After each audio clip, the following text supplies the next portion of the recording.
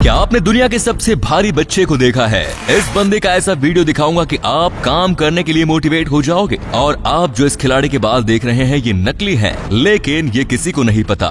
इसके बाद जो हुआ वो बहुत शॉकिंग था, जानेंगे वीडियो के लास्ट में। नंबर 9, बच्चों का ख्याल आते ही आपके मन में एक गोलू मोलू सी तस्वीर बन जाती होगी, लेकिन क्या कभी आपने बच्चों का ये रूप देखा है? ये है आर्या परमाना, दुनिया का सबसे भारी बच्चा।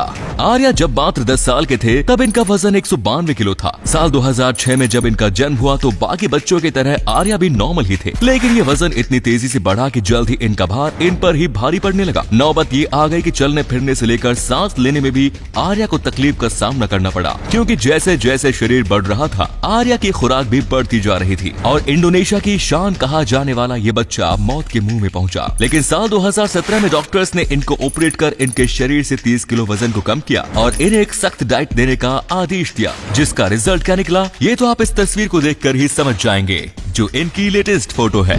नंबर 8, टेक्नोलॉजी आज के इंसान के हाथ पैरों की तरह है। ये कहावत बिल्कुल सही है। जो लोग पहले के टाइम पर विकलांग होने के चलते गाड़ियां नहीं चला पाते थे, वो अब ट्रक चला पा रहे हैं और ये सब मुमकिन हुआ है टेक्नोलॉजी की मदद से। अब उस डिवाइस को ही ले लो। इस डिवाइस में आप साफ साफ देख सकते हैं कि कैसे व्हील चेयर पर बैठा एक व्यक्ति ट्रक में चढ़ता है और उसे चलाने के लिए ड्राइवर सीट पर बैठता है, और उसके ऐसा करने में टेक्नोलॉजी ने उसकी कितनी मदद की। नंबर 7, जब कोई पपी अपने आसपास खतरा महसूस करता है या किसी के साथ अनकंफर्टेबल फील करता है तो वो एक तरीके की आवाज निकालना शुरू कर देता है। पर आपको जानकर हैरानी होगी कि पपी जैसी सेम आवाज मछली भी निकालती है। इस मछली का नाम है कैटफिश। कैटफिश जब भी अपने इलाके में किसी खतरे को भांपती है या किसी डाइवर को देखती है तो अक्सर पपी जैसी आवाज निकालना शुरू कर देती है, जो कुछ इस तरीके की सुनाई देती है।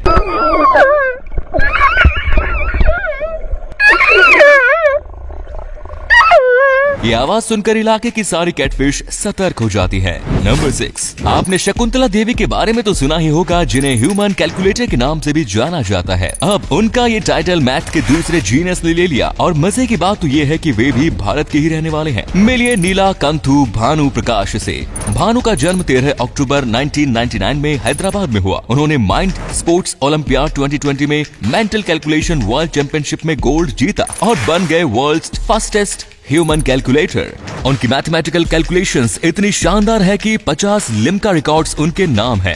नंबर 5, आपने खेतों में इस्तेमाल होने वाले ट्रैक्टर्स को तो देखा ही होगा, जिन्हें किसान खेती के लिए इस्तेमाल करते हैं। पर 2017 में महिंद्रा ने एक सेल्फ ड्राइविंग ट्रैक्टर बनाया, जिसे चेन्नई में मौजूद महिंद्रा रिसर्च वैली में बनाकर तैयार किया गया। पर क्या आप जानते हैं कि महिंद्रा के इस ट्रैक्टर के लॉन्च से 1 साल पहले ही भारत में सेल्फ ड्राइविंग ट्रैक्टर बनाया जा चुका था। इस ट्रैक्टर को किसी ऑटोमोबाइल कंपनी ने नहीं, बल्कि 19 साल की योगेश ने कर तैयार किया था। राजस्थान के बारन डिस्ट्रिक्ट के बामोरी कला गांव के रहने वाले योगेश के पिता के पेट में अक्सर ट्रैक्टर चलाने की वजह से दर्द हो जाता था, जिसके चलते योगेश ने अपने पिता के लिए एक डिवाइस डिजाइन की, जिसे ट्रैक्टर में लगाने के बाद ट्रैक्टर को महज रिमोट से इस्तेमाल किया जा सकता है। नंबर 4, आपने आज तक टीवी पर कई तरीके के सांपों को देखा होगा, जिनमें से कुछ काफी छोटे होते हैं तो वहीं कुछ काफी बड़े। पर आज जिस सांप के बारे में हम आपको बताने जा रहे हैं वो धरती के इतिहास का आज तक का सबसे बड़ा सांप था, जो कि आज से करोड़ों साल पहले धरती पर मौजूद था। इस सांप का नाम है टाइटनोबोआ, जिसकी प्रजाति आज से लगभग 58 से 60 मिलियन साल पहले धरती पर थी। इस प्रजाति के सांप नॉर्थ ईस्टर्न कोलंबिया के ला गुजीरा में पाए जाते थे। इस सांप की लंबाई लगभग 12.8 मीटर यानी 42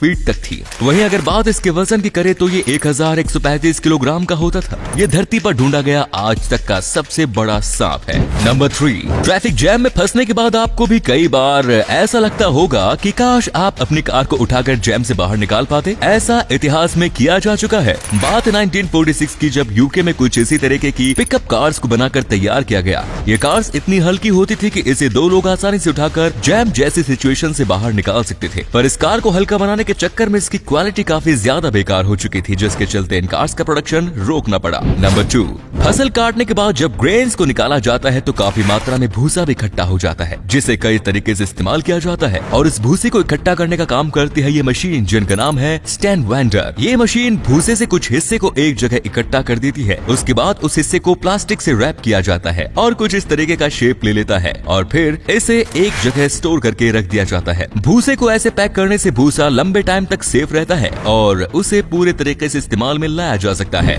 नंबर 1, क्या आप यकीन करेंगे कि गंजेपन को छुपाने वाले इस विग के चलते एक खिलाड़ी चैंपियन बनने से चूक गया। ये कहानी है मशहूर टेनिस प्लेयर आंद्रे अगासी की, जिन्हें अपने गंजेपन से शर्म आती थी। महज 20 साल की उम्र में अगासी के बाल जब तेजी से झड़ने लगे तो इसे छुपाने के लिए उन्होंने विग का सहारा लिया, जिसमें ये कामयाब भी हुए। लेकिन इस विग ने उन्हें तब धोखा दिया जब अगासी अपनी जिंदगी का सबसे अहम मैच खेल रहे थे, ग्रैंड स्लैम फाइनल, वो भी करियर का पहला फाइनल। अगासी इस मैच को आराम से जीत सकते थे और चैंपियन भी बन सकते थे, लेकिन गेम से ज्यादा इस खिलाड़ी का ध्यान अपने विग पर था, जो अंत तक गिरी भी नहीं। लेकिन इसके चलते अगासी के हाथों चैंपियन का टाइटल जरूर फिसल गया। तो दोस्तों, इससे हमने क्या सीखा कि जीवन में छोटी छोटी चीजों को संभालने के चक्कर में हम उन चीजों को खो देते हैं जो जीवन में ज्यादा इंपॉर्टेंट होती है। दोस्तों, अगर आपको ये वीडियो अच्छा लगा तो आप अपने दोस्तों के साथ इसे शेयर जरूर करें। इससे हमें मोटिवेशन मिलता है और भी अच्छी वीडियोस लगातार बनाते रहने के लिए। अपने 5 मिनट देने के लिए बहुत बहुत धन्यवाद। ऐसे ही वीडियोस देखते रहने के लिए सीक्रेट इंडियन टीवी को अभी फॉलो करें। धन्यवाद।